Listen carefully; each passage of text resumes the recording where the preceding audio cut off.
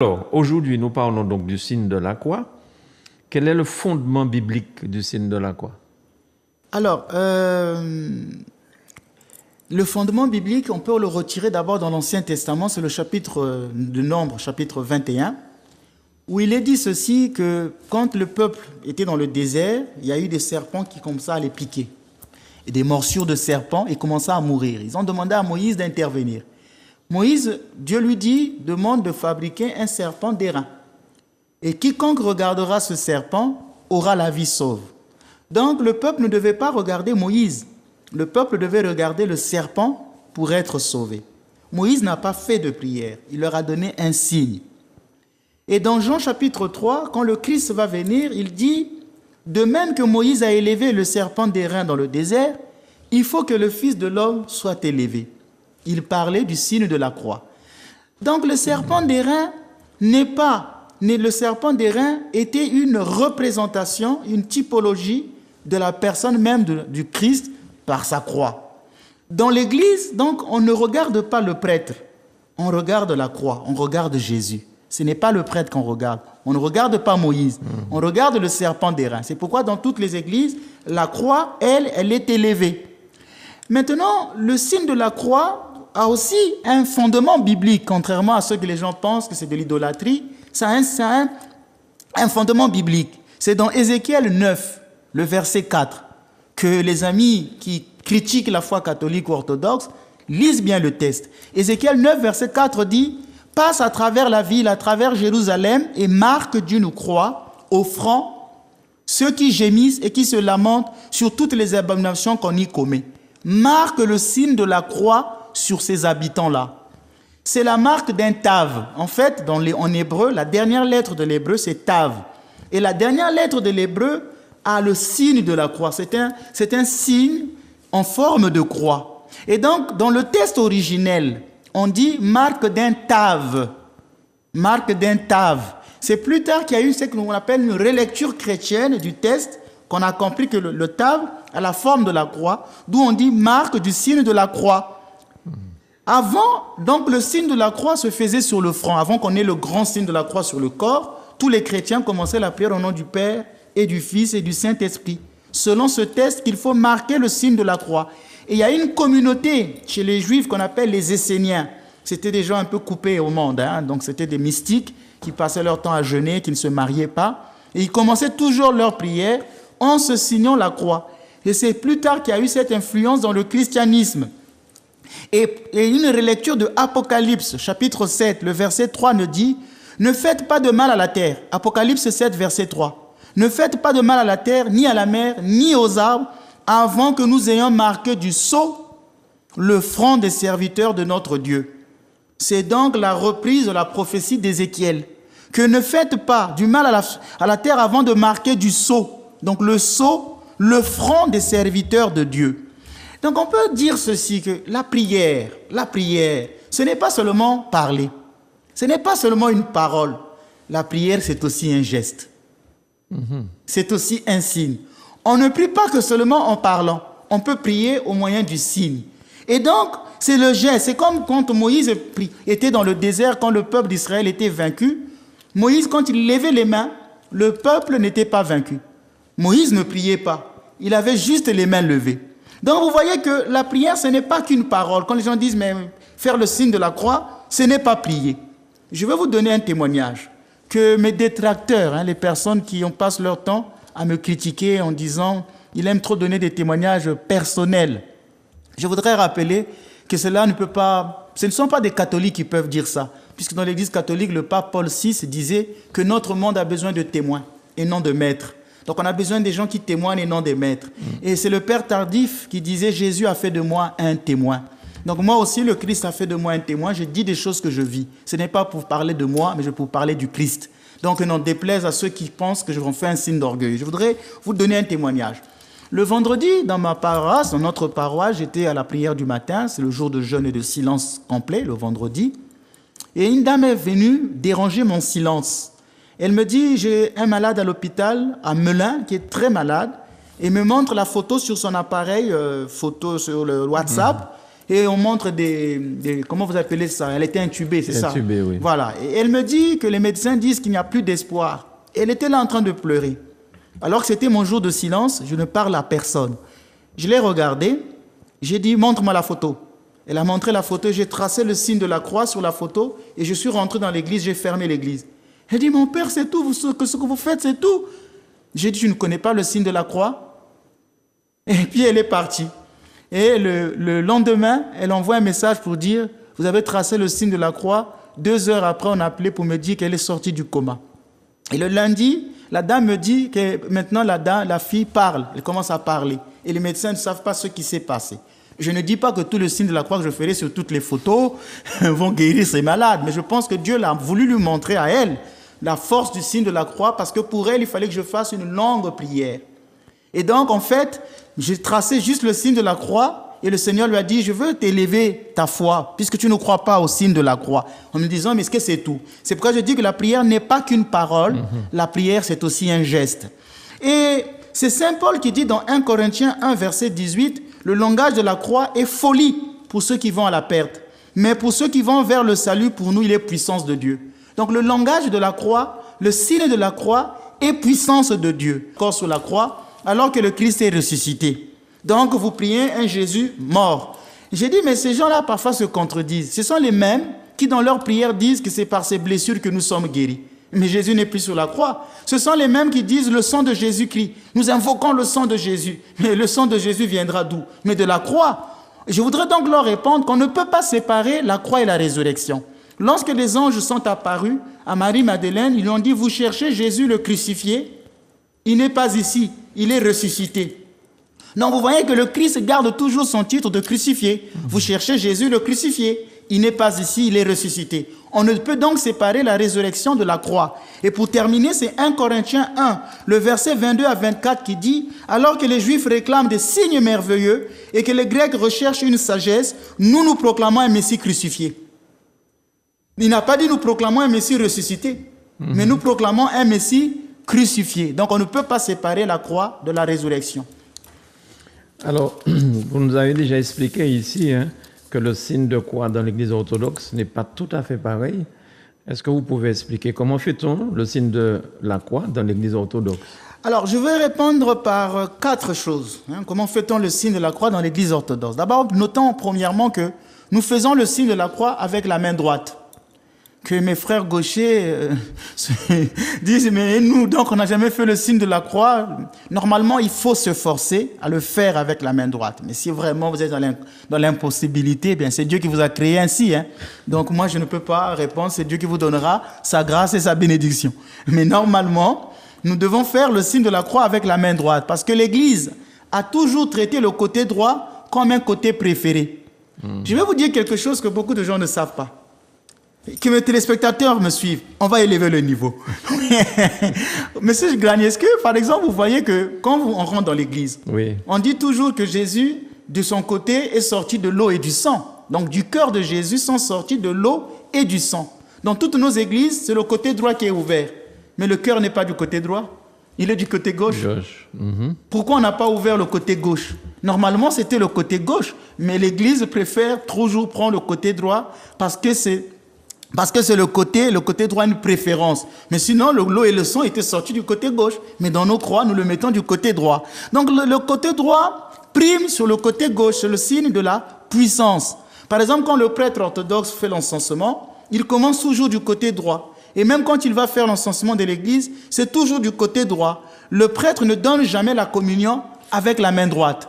C'est interdit. C'est pourquoi quand quelqu'un veut être ordonné prêtre, on demande s'il est gaucher ou pas. Bon, mais s'il est gaucher, il doit tout faire avec la main droite. Par exemple, dans l'église catholique, quand on ordonne les prêtres, on leur dit, vous qui allez être ordonné prêtre, avancez avec le pied droit. Donc, il doit faire un saut avec le pied droit. Et quelqu'un disait, mais moi je suis gaucher. Le jour de l'ordination, l'évêque va me chasser. Donc, vous voyez que c'est le côté droit. C'était la première des choses. Donc, deuxième des choses, c'est que la position des droits, elle est importante. Lorsque nous faisons le signe de la croix, nous respectons la règle théologique, la règle de la foi. C'est pourquoi je disais qu'on ne prie pas n'importe comment. Donc, on prie par rapport à la foi. C'est pourquoi les pères de l'Église disent que la loi de la prière, c'est la loi de la foi. Alors les gens font tout et n'importe quoi. La loi de la prière, c'est la loi de la foi. Il faut prier par rapport au mystère. Et nous faisons le signe de la croix en ayant 3 doigts pliés. Ces 3 doigts symbolisent la Trinité, le Père, le Fils et le Saint-Esprit. Attention de ne pas faire qu'un doigt dépasse l'autre. Parce que les personnes trinitaires sont égales. C'est la triunicité. Le mot Trinité vient de là. Triunicité. Mes frères témoins de Jéhovah, je ne dis pas frères dans la foi, frères dans l'humanité. Mes frères témoins de Jéhovah disent que la Trinité n'existe pas parce que ce mot n'est pas dans la Bible. Il faut faire la distinction entre la création d'un concept et le mystère en lui-même. Le mystère existe. C'est nous qui le nommons ainsi, mais le mystère existe. Donc il faut faire la distinction entre la création d'un concept et le mystère lui-même, la triunicité.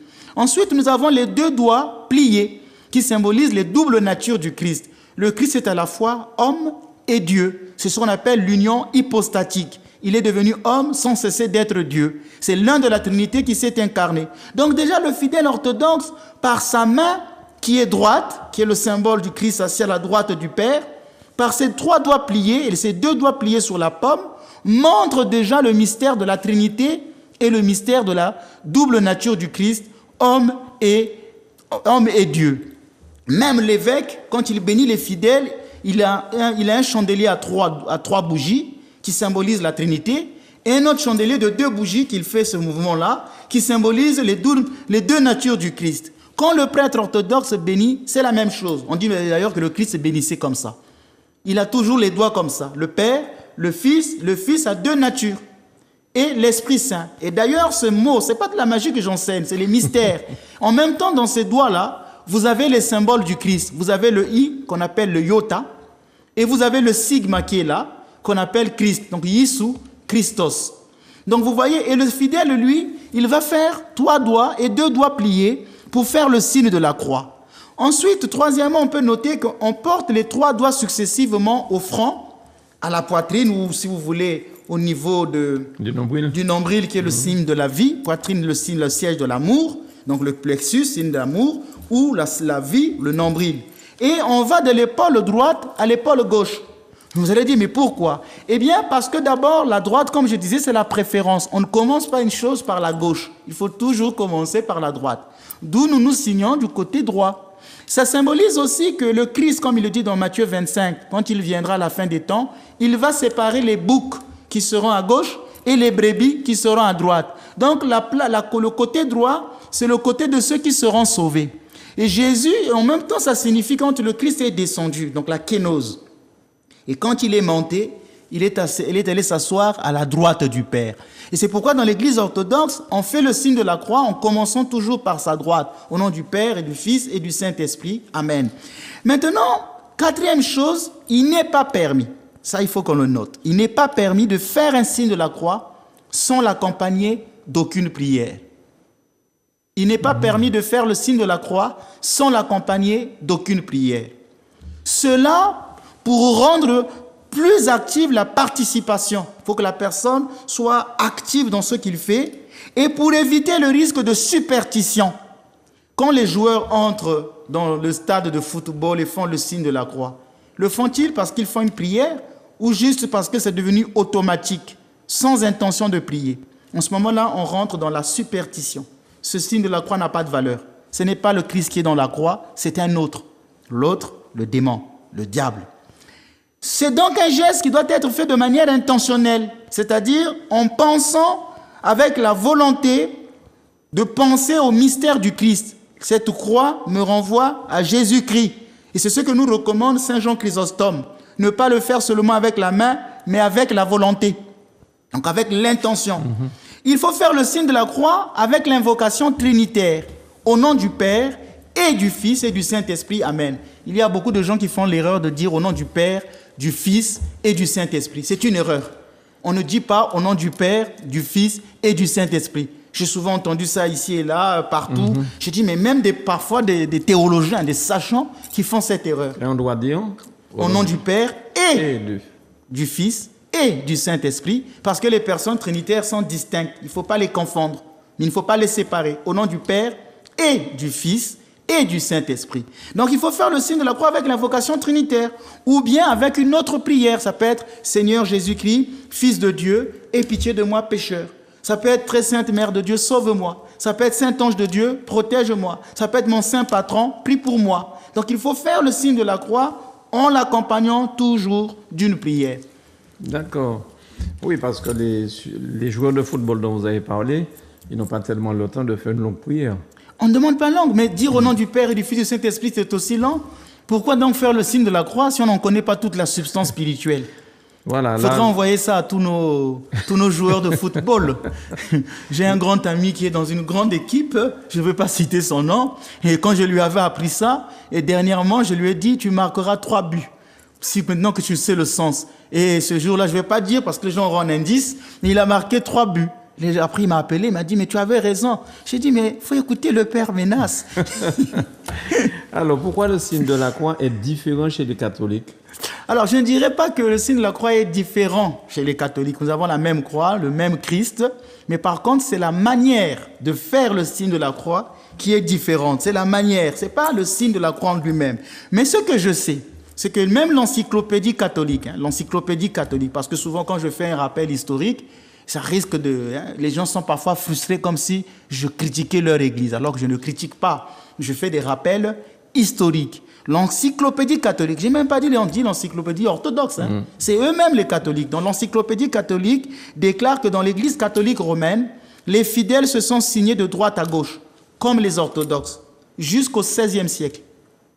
Donc, comme vous savez, j'ai toujours dit que l'église orthodoxe, l'église de la tradition, c'est l'église qui ne change pas. Les autres, ils ont leur raison de changer chaque fois les choses. On peut changer la date de Pâques, on peut changer ceci. Ils sont libres. Mais par contre, l'église orthodoxe, elle est orthodoxe parce que c'est la foi droite. C'est celle qui ne veut pas changer. Par exemple, je disais souvent aux gens, vous voulez savoir comment les premiers chrétiens priaient? Il faut rentrer dans un temple orthodoxe. Vous voyez, mais donc c'est l'église qui ne change pas. Nous n'avons jamais changé le signe de la croix. Cette encyclopédie le reconnaît que les catholiques se sont toujours signés comme les orthodoxes jusqu'au XVe siècle. C'est après qu'ils ont changé. Maintenant, c'est le pape Innocent III, c'est vers 1198-1216, le pape Innocent III, c'est un pape catholique de l'église romaine, écrivait que le signe de la croix se faisait avec 3 doigts et de droite à gauche. Voilà, j'ai fait un rappel historique. Oui. Mais je ne dis pas que les catholiques ne font pas le signe de la croix. Ce n'est pas ce que je dis. Je dis qu'ils font le signe de la croix. Comme nous, les orthodoxes, c'est juste la manière qui change. Et qui a changé le signe de la croix de droite à gauche? En tout cas, ce n'est pas nous. C'est juste un rappel historique. Mais enfin, les gens qui écoutent ça ce 4 février doivent se dire, désormais, je fais d'abord la Non, droite. c'est pas, moi, mon but, c'est pas ça. Même dans l'introduction, je ne sais pas, vous avez eu à dire quelque chose, je me suis dit, mais ce n'est pas ça le but. Je ne suis pas venu faire une comparaison avec les catholiques. Je suis venu vous parler du signe de la croix. Maintenant, si un catholique le fait de gauche à droite en tant que catholique, il y a même des catholiques qui le font de droite à gauche, ce qu'on appelle les chrétiens orientaux, qui sont dans l'église catholique. L'église catholique a des églises qui sont orthodoxes, si vous voulez, qu'on appelle les églises orientales. Ils ont les mêmes pratiques que nous, le même credo que nous, les mêmes tenues, les mêmes prières que nous. Et ils le font bien. Je suis allé un jour dans une église gréco-catholique et le prêtre m'avait reçu. Vous êtes orthodoxe? Il m'avait bien reçu et toutes les prières étaient semblables aux nôtres. Sauf qu'il y avait quelques petites erreurs. Et c'est pourquoi je dis souvent à nos frères catholiques, quand vous voulez faire les choses orthodoxes, demandez d'abord aux orthodoxes, parce que vous déformez parfois certaines pratiques orthodoxes, vous les déformez. Je donne un exemple. Il y a une icône que j'ai vue dans l'église catholique, on appelle l'icône de la transfiguration. Sur cette icône, ils ont mis Pierre, Jacques et Jean avec des auréoles. Or, dans l'église orthodoxe, on ne met pas les auréoles parce que Pierre et Jean n'ont pas encore reçu le Saint-Esprit qui est venu sur eux à la Pentecôte. Ce sont des codes spirituels. On ne dessine pas une icône comme ça. Mais parce qu'on veut imiter les orthodoxes, on fait des erreurs. J'ai vu une icône qui a été dessinée dans l'église catholique de la Pentecôte. Ils ont mis au milieu la Vierge Marie. Alors que cette place est vide, parce que c'est la place du Christ qui est en même temps le présent et l'invisible. Le présent et l'absent. Il a dit, je suis avec vous jusqu'à la fin des temps. C'est pourquoi dans l'icône de la Pentecôte, on met une chaise vide. Mais malheureusement, nos frères veulent imiter les choses orthodoxes. Ils ont mis la Vierge Marie là. J'ai dit, non, ça ne se fait pas. Pourtant, c'est l'église qui aime beaucoup la Vierge, mais nous ne l'avons pas fait. C'est pourquoi j'ai toujours dit, avant de faire les pratiques orthodoxes, demandez d'abord. Parce qu'après, vous les déformez. Très bien, mais est-ce qu'ils vont demander à qui? Parce qu'est-ce qu'il y a ici des gens pour pouvoir les former? Ben, je suis là peut-être pour ça aussi à la télé. Alors, à quel moment se signe-t-on pendant les offices à l'église? Pendant les offices, d'abord, un chrétien orthodoxe, quand il arrive à l'entrée de l'église, avant d'entrer, il fait 3 signes de la croix avec métanie.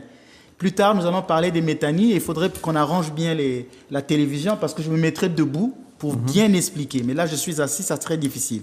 Quand je parlerai de la métanie, je vais expliquer. D'abord, le prêtre, le fidèle orthodoxe, même le prêtre, quand il vient à l'entrée de l'église, il doit s'incliner 3 fois et faire le signe de la croix. Ensuite, il va rentrer. Et pendant l'office, il va faire le signe de la croix à des moments précis, surtout lorsqu'il entend le mot de la Trinité. S'il entend le prêtre dire « Père, Fils et Saint-Esprit », il va se signer. Donc à chaque fois, il va se signer. Quand il entendra l'exphonèse, c'est-à-dire la conclusion d'une prière, par la miséricorde de ton Fils unique, avec lequel tu es béni, ainsi que ton Esprit très saint, bon et vivifiant, en ce moment-là, il se signe. Il peut entendre le mot de très sainte Mère de Dieu, sauve-nous. En ce moment-là, le chrétien orthodoxe va se signer. S'il entend par exemple son nom être cité à l'autel, quand le prêtre commence à prier, à citer les noms des fidèles, par exemple, Monsieur Granier, prions Seigneur, nous te confions, Granier, tout. En ce moment-là, si vous entendez votre nom, vous devez vous signer. Alors, on va dire, mais, et comme je disais, selon le sentiment personnel de la prière. Par exemple, pendant que je prie, tout à coup, je pense, une image m'arrive. Admettons que je suis un homme, je suis en train de revoir une image sexuelle pendant la prière. Alors, il ne faut pas lutter contre cette pensée. Il faut plutôt permettre à cette pensée de vous garder dans la prière. Si vous luttez, ça ne servira à rien. Dès que l'image arrive, vous faites le signe de la croix. Seigneur Jésus-Christ, Fils de Dieu, aie pitié de moi, pécheur. Surtout si c'était de l'impudicité. Donc en même temps, l'image arrive, mais en même temps, cette image va vous contribuer à vous sanctifier. Parce que ça vous rappelle de faire un acte de contrition. Au lieu de lutter, non. Donc vous voyez, en même temps, quand les mauvaises images arrivent, ce qu'on appelle les tentations ou les mauvaises pensées, il faut faire le signe de la croix. Ça peut être même en chemin, même en dehors de la prière. Et donc, cela montre, parce que les gens disent, mais les signes de la croix dans l'église orthodoxe sont excessifs. Ils en font chaque fois. Mais cela montre que le fidèle est concentré. Qu'un fidèle qui va rester debout toute une liturgie sans se signer, avec ses pensées, avec les distractions qui arrivent, on ne saura pas s'il suit. Quand le prêtre dit Père, Fils et Saint-Esprit, admettons qu'il n'a pas suivi. Mais ça montre que le fidèle est concentré dans sa prière. Donc ça a aussi l'aspect pédagogique de se signer plusieurs fois pendant l'office. Et je voulais rappeler que, comme je disais, que parfois nos frères des autres églises, quand ils imitent les choses orthodoxes, parfois ils font des erreurs. Par exemple, quand le prêtre orthodoxe fait le signe de la croix, le fidèle n'a pas le droit de se signer. C'est la main du prêtre qui est en même temps la plus importante. C'est déjà lui qui vous fait le signe de la croix. C'est pourquoi, quand le prêtre orthodoxe bénit, vous allez voir que je vais à gauche. Mais tout à l'heure, vous avez dit, mais Jésus est allé à droite. Je ne fais pas ça. Pourquoi je vais à gauche en ce moment-là? Mais c'est parce que je suis en train de toucher la droite du fidèle. C'est sa droite à lui que je touche. On appelle ça l'effet miroir. C'est l'effet miroir. Donc, quand le prêtre se signe, il ne faut pas se signer. Je vois parfois des gens, quand je disais que parfois, dans nos églises orthodoxes, je fais un appel solennel, que mes frères prêtres orthodoxes me pardonnent. Et il faut reconnaître qu'il y a parfois des prêtres comme ça qui ne veulent pas vraiment se faire former dans l'orthodoxie. On devient prêtre orthodoxe par prestige. Et j'ai vu des fidèles, des églises orthodoxes venir me voir, quand je signe, ils se signent. Je dis, qui t'a appris ça? Parfois, dans leur paroisse, on ne leur a pas enseigné ça. J'ai vu parfois des erreurs comme ça. Qui vous a appris ça? Dernièrement, je parlais du trisagion. J'étais dans une paroisse orthodoxe ici en Martinique, où le fidèle citait le trisagion 2 fois. Et quand je lui ai corrigé, il m'a dit, mais moi, c'est mon prêtre qui m'a enseigné. J'ai dit, je ne corrige pas le prêtre, mais je te donne l'enseignement orthodoxe. Ça ne se fait pas 2 fois, mais 3 fois. Donc, quand le prêtre bénit, on s'incline, mais on ne se signe pas. Et puis, quand le prêtre encense, on ne fait pas le signe de la croix. J'étais dans une église gréco-catholique, j'ai vu pendant l'encensement les fidèles qui se signaient. Non, quand on encense, on prend l'odeur en s'inclinant. Non, on ne se signe pas. D'accord. Alors, à quel moment se signer durant la journée? Déjà, le signe de la croix est un signe de bénédiction et de protection spirituelle. Ça nous met sous la bénédiction de Dieu et ça nous protège. Le signe de la croix est un signe de protection. Et là, quand les gens disent, mais prier, c'est pas faire le signe de la croix. Et je vous ai rappelé que prier, ce n'est pas qu'une parole, c'est aussi un geste. Donc, le chrétien doit se signer quand il commence sa journée. Dès qu'il s'est réveillé de son lit, avant même de poser le pied droit au sol ou le pied gauche, hein, si vous voulez. Alors, en ce moment-là, il faut faire le signe de la croix. Avant de faire la prière, pendant la prière, avant d'aller quand on est dans sa voiture, avant de démarrer, il faut faire un signe de la croix. Donc, quand je rentre dans mon bureau, il faut faire un signe de la croix. Quand je passe devant une église, devant la croix, il faut que je me signe. Il y a des gens, comme je disais dernièrement, les croix que nous mettons partout là, surtout en Martinique, on a des croix partout. J'ai posé la question ici à la télévision, est-ce que c'est un objet cultuel ou c'est juste un objet de décoration? La croix ne peut pas être un objet de décoration pour que les fidèles passent comme ça devant elle. Vous voyez qu'on fait parfois des choses dans l'ignorance. La croix, le signe qui apparaîtra au ciel, et vous la traitez comme un objet culturel ou un objet de décoration de l'urbanisme en Martinique. Non. Quand je passe devant la croix, je dois faire une prière. Si je ne peux pas me signer, parce qu'il y a des gens, par respect humain, je peux le faire soit en me signant sur mon front, c'est valable. Et je peux le faire intérieurement en disant une prière, Seigneur Jésus-Christ, aie pitié de moi. Donc, et même quand on passe devant un cimetière, dernièrement, oui, même devant un cimetière, il faut faire une prière pour les morts qui sont là. Moi, je me rappelle, je connaissais même un prêtre catholique qui m'avait enseigné ça. Il était prélat du pape. Il avait fait un accident, il est rentré dans le coma, paix à son âme, Monseigneur Michel Nkwayankombo, mémoire éternelle. Il a fait un accident, il est rentré dans le coma, il a vu les morts venir lui dire, ah ben tu vois, tu es venu vers nous.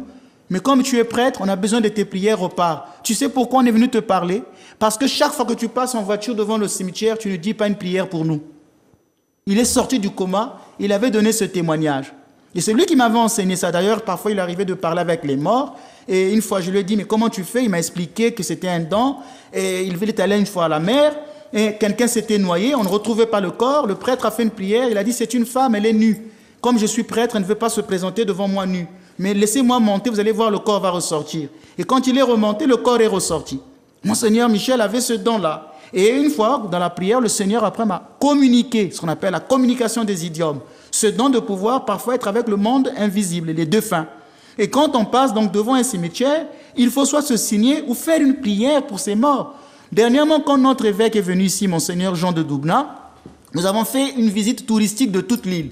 Nous avons pris un grand bus. Il y avait plus de 40 fidèles et amis de la paroisse. On était 40 ou 50, je ne me rappelle plus. Et on tournait, on lui faisait visiter la ville. Et parfois, on s'arrêtait pour prier un petit peu. On dit, bon, on s'arrête, on va faire une prière, 2 minutes. Et on continue notre chemin. Donc, c'était une visite touristique en prière. Et chaque fois que je voyais un cimetière, je disais aux gens dans le bus, ne causez plus, ne parlez plus. Taisez-vous.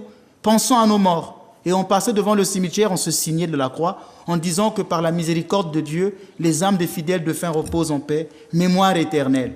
Aujourd'hui, les gens passent comme ça devant les cimetières. Et moi, quand je suis en voiture, ou si j'ai des autres dans ma voiture, quand je roule, si je passe devant un cimetière, je leur dis ne parlez plus, silence. On ne passe pas devant un cimetière comme ça sans se signer ou faire une prière pour les morts. Je viens de vous raconter comment les morts ont blâmé mon Seigneur en lui disant, mais toi, quand tu passais devant nous, tu ne faisais pas une prière. Mais repars parce que tu es prêtre, on a besoin de tes prières. Et chaque fois que j'étais dans la voiture avec mon Seigneur Michel, chaque fois qu'il passait devant un cimetière, on priait. C'est extraordinaire. Vous voyez que j'ai reçu ça des catholiques. Quand je dis je ne suis pas l'ennemi des catholiques, j'ai une histoire qui fait qu'aujourd'hui, je sais c'est quoi l'église catholique et je sais c'est quoi l'église orthodoxe. Mais je rappelle des faits historiques et je sais louer les personnes qui m'ont marqué. Mon Seigneur Michel m'a marqué. Les morts qui sont au cimetière et qui disent qu'ils ont besoin des prières, oui. Est-ce que c'est parce qu'ils sont en attente dans un purgatoire ou un truc comme ça? C'est vrai, le purgatoire, c'est au niveau de l'église catholique. Nous, on parle des péages, mais retenons en résumé que les morts ont besoin de nos prières jusqu'à la fin des temps. Ils ont besoin de nos prières. Il ne faut jamais abandonner les morts. Ils ont besoin de nos prières. Les gens demandent des messes pour eux, mais ils ne demandent pas pour leurs défunts. Et chez nous, la messe des défunts, je profite. C'est toujours 30 jours au même prix qu'un vivant. Il faut prier pour les morts. Et quand vous priez pour les morts, ils vous obtiennent des grâces. Les morts ne peuvent rien demander pour eux-mêmes, mais ils peuvent tout demander pour nous. Souvent, le secret, quand on a un problème, il faut souvent prier pour l'âme d'un défunt. Quand vous allez le libérer, en récompense, il vous donne une grâce. C'est l'un des secrets aussi de la vie spirituelle. C'est pourquoi je dis que prier, c'est un art. Il faut l'apprendre. Il ne faut pas écouter les... Vous connaissez le nom. Alors, quels sont les effets du signe de la croix? Eh bien, je venais de le dire, c'est un signe de bénédiction et de protection. Le signe de la croix transmet la grâce du Seigneur pour pouvoir agir. C'est pourquoi nous, on bénit l'eau avec le signe de la croix. On bénit les fidèles avec le signe de la croix. Les parents doivent bénir les bébés, les enfants. Quand on est dans une famille, quand un enfant va à l'école, il faut l'appeler, il faut le signer en lui disant que Dieu te bénisse et te protège de tout mal. Va mon enfant à l'école. Quand l'enfant va dormir la nuit, il faut lui faire le signe de la croix, que le Seigneur te protège durant ton sommeil. Il faut que les enfants grandissent avec ce signe de la croix. Et ils auront la bénédiction. Lorsqu'un enfant a été béni par les parents, il est très difficile de le maudire. Et moi, quand je reçois souvent des enfants maudits, j'en ai reçu une fille à l'église qui avait tapé sa maman. C'est difficile. Quand on frappe sa maman, ipso facto, on prend la malédiction. Et la fille commençait à faire des crises de folie. Certains prêtres ici ne voulaient pas la recevoir. Elle s'est retrouvée en psychiatrie. Et j'ai dit à la maman, donne-moi son nom, je vais prier pour elle, elle viendra. Elle dit qu'elle ne veut même pas rien savoir sur les orthodoxes. Parce que parfois en Martinique, on pense que nous sommes une secte. Alors que nous sommes la première église. Nous sommes l'église catholique. Et j'ai dit, je vais prier pour cette fille. J'ai fait une prière et elle est venue à l'église. Et la maman ne me l'avait pas présentée puisque la fille est restée loin dans le parking. On ne peut pas voir le parking. Je ne sais pas qu'est-ce qui s'est passé. Je croyais la voir finir. Elle arrive et je lui dis, viens ici. C'est toi qui frappes ta maman. Et la maman était surprise. Mais comment vous avez su que c'est ma fille? Et j'ai parlé à la fille et j'ai dit, si tu ne prends pas la bénédiction de ta maman, je ne te bénis pas. Normalement, les prêtres ne doivent pas bénir les enfants qui ont été maudits par les parents. Il faut d'abord qu'il y ait une réconciliation. Donc, il faut bénir ces enfants. Donc, il nous fortifie dans les tentations et les moments difficiles. C'est une arme contre le diable. Saint Hypatios chassait les démons les plus terribles par le signe de la croix.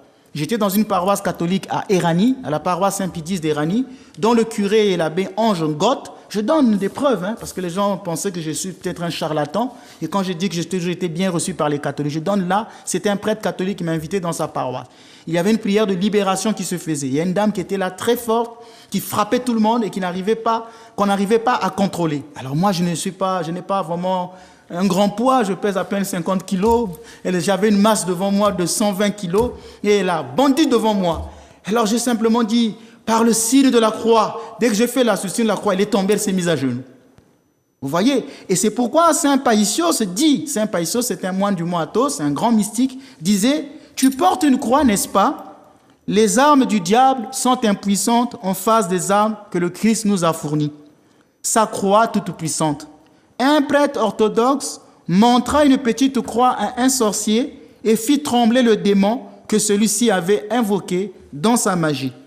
C'est dans un livre qu'on appelle « Avec douleur, avec amour et douleur pour le monde contemporain », page 51, où il donne que la croix fait trembler le démon.